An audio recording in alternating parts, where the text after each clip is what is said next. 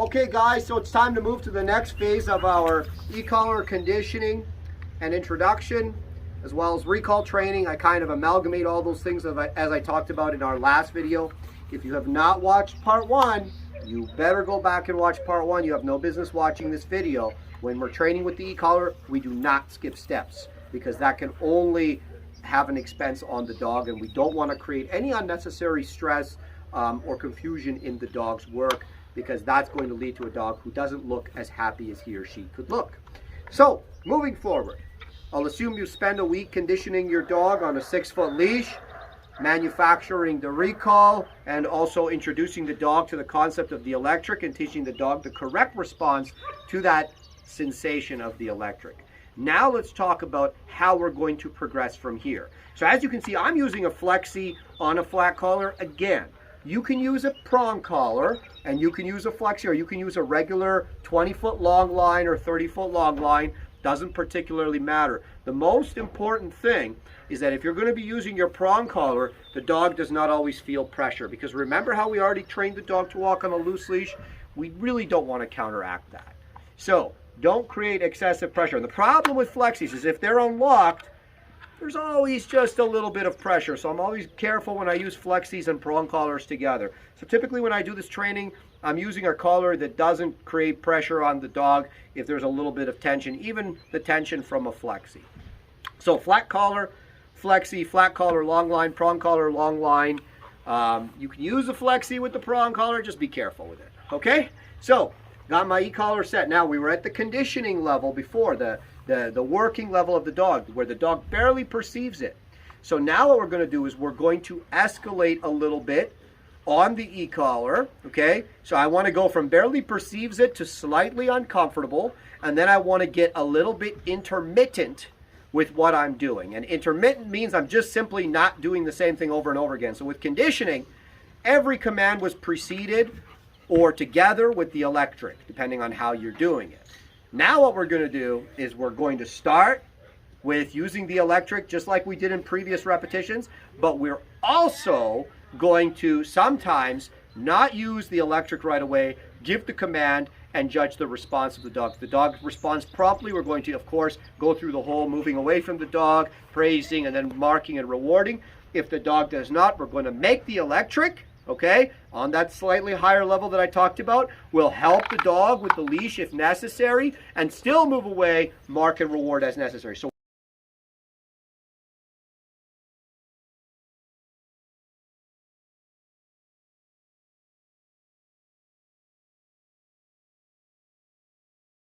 what we're doing is we're slightly escalating the level of the collar from barely perceptible to slightly uncomfortable. Again, you have to look at your dog. You should know your dog. You should say, okay, well, my dog's a 6.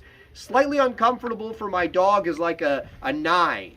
Or maybe at a 9, your dog's jumping around and overreacting. So that's not slightly uncomfortable. That's very uncomfortable. Your dog will tell you what it is. Go slow. You can always add more, but it's always better to go slow up versus to jack it up really fast, especially in the training process, and create unnecessary stress for the dog. So I'm here with Justice. Again, dog I've never trained before. I'm just going to walk her around, and I'm going to take her now through a little bit more of the intermittent phase of the e-collar training process and the recall. So off we go. So I'm going to start with the electric. Not yet. Let her go a little bit. The other thing you'll notice is I haven't locked my flexi so the dog can go farther away. That's the other piece of this. I did forget to mention that. You're doing the right thing, you're doing the wrong thing. You're doing the right thing, Justice! Good girl! Okay, now for Justice, we're just saying her name, Justice. Okay? You can say, Justice, come. Again, we don't want to get into long strings of conversations with the dog. A 1 or 2 word command is all that's necessary. Use it at the same time. Do not say come, come, come. Do not say justice, justice, justice. Say it once, make it happen. That's the key to success when you're doing this. So off she goes. And again, I'm going to do the same thing where I precede the command with the tapping on the electric. And the dog is free to kind of go off and do whatever she wants to do. No commands, no nothing. And I'm going to wait until the dog becomes adequately distracted, because I don't call dogs when they're hanging around me. I want the dog to kind of get out there and do her own thing. Justice! Chip. Aye, yeah, good girl. And you can see with this dog now, she's more familiar with the electric. She's very on top of what she needs to do. She's very fast and she's very on point, okay? Again, this is the first time I've trained the dog, but the dog has all the correct responses to the stimulation in place. So again, whenever I do this training, I always walk around. If you live in a suburban area, it's okay, walk on the street. Let your dog do things like this. Now I'm going to call the dog with no electric. Because remember, we said we're going to try and see what happens. Justice! Chip. Yes! So again, there was no electric that time. Same response from the dog. If she had not listened within a half a second, immediately I would start tapping on the electric and go through the same process that I went through on the conditioning. Again, the electric is slightly elevated. I'm still not jacking it up, but I'm going up higher enough that we're from barely perceptible to slightly uncomfortable. Again, use your judgment and common sense. If you don't have those things, you have no business doing this anyways. So, I'm going to leave it up to you what that is. I can't tell you because I'm not training your dog. You're training your dog. And I'm going to look actively for distractions that interest this dog. So I'll take her to places where I know there's smell, like here, and I'll just kind of ignore her and let her do her thing.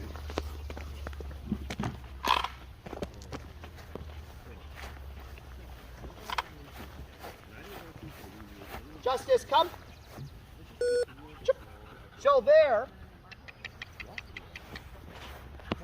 So there is an excellent example of the dog starting to come. You guys didn't see it. Maybe it was very minor, but she veered off and stopped coming towards me. And right away you heard me tap her. Okay? So because she did that, now the next repetition is going to be with the stim, right? So I'm going to let her kind of do her thing, wander off, and then I'm going to make the stim on the next rep. Justice, come. Good. And the stim was first. You'll also notice the dog, for whatever reason, she's probably a lower food drive, not interested in food anymore. So I'm just going to praise her now. And again, it's being able to adjust on the fly. Dog doesn't want food. A lot of people become distressed. They're trying to shove the food in the dog's mouth. If she doesn't want it, I don't want to give it to her, okay? Because it's useless for me in that. So again, I'm going to walk with the dog. And now we're going to move back to giving her a chance to come on command. Justice. Good. Yes. Yes. So again, the praise has to be there. I'm not marking anymore because there's no food. I'm just praising. So you could see there, she didn't come on command. So the consequence followed for the failure to come. All right?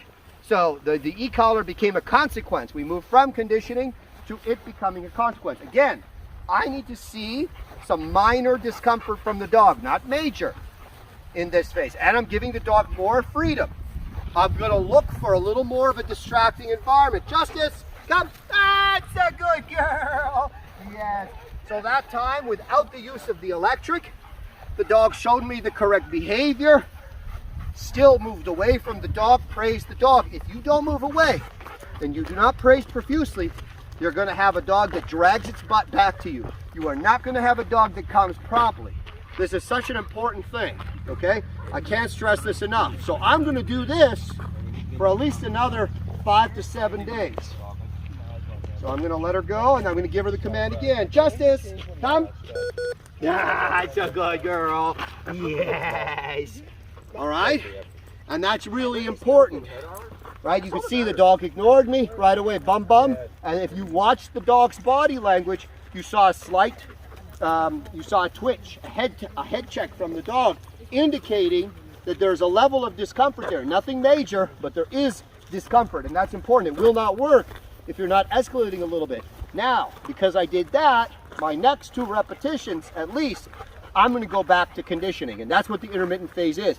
So I was up at like, I'm up at about a 9. You want to make sure you're not conditioning. That's where you precede the recall with the electric.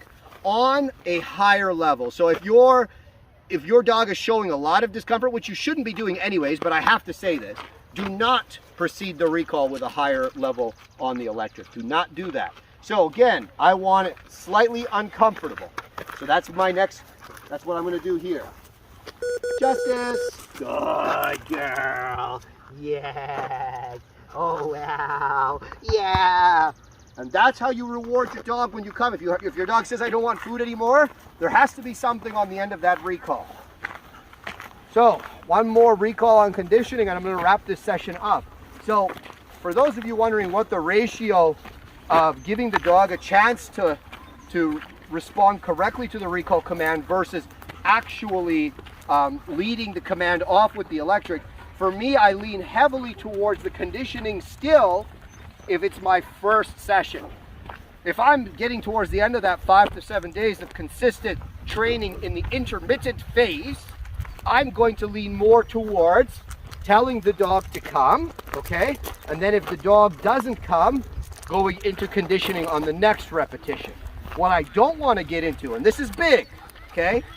For this cycle of training, I do not want to get into telling the dog to come and stimulating the dog on every repetition, because that means the dog doesn't adequately understand what I'm doing, and I'm creating again that unnecessary stress reaction to the recall. Justice. It's a good girl. Yes. And you see the dog, when she feels the electric, almost before I'm even saying the command, she's turning around and running towards me. That tells me the dog really understands the stimulation. If she wasn't doing that, that would tell me that the dog doesn't adequately understand the stimulation, and probably there were some mistakes made in the conditioning phase of the training. It is so important that you do this sequentially, and I know it can be a little bit tedious, but in the end, within 4 to 6 weeks, you can have a complete off-leash dog if you do this properly. If you don't, well, you're going to create a lot of unnecessary stress, and you're probably not going to get the results that you want. So don't cut corners. Follow the process and make sure you're being fair to the dog throughout the whole thing. All right.